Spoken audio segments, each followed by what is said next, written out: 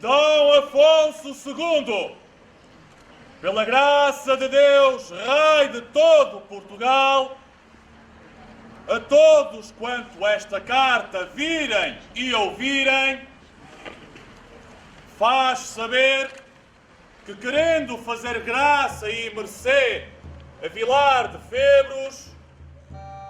Acabámos de ouvir um arauto, um funcionário do rei, a iniciar a leitura de uma carta de foral. Uma carta de foral era um documento escrito que criava um conselho e definia os direitos e deveres dos seus moradores. Entre os séculos XII e XIV, os reis portugueses e alguns senhores da nobreza e do clero criaram vários conselhos, com o objetivo de garantir o povoamento e defesa do território. Os conselhos eram formados pelas cidades ou vilas e pelas terras à sua volta.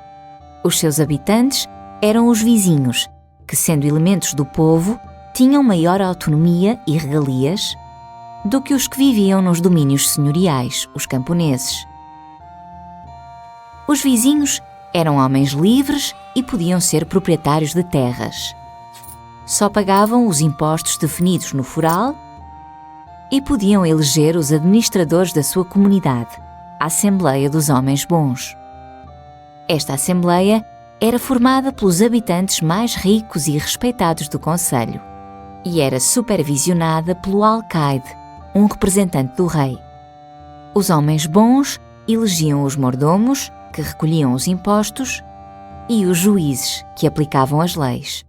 As pessoas que não cumpriam as leis eram castigadas no pelourinho, que, para além da carta de foral, era também um dos símbolos de autonomia do concelho, a par do selo e da bandeira. Na Idade Média, existiam em Portugal dois tipos de concelhos, os rurais e os urbanos. Nos concelhos rurais predominavam os campos.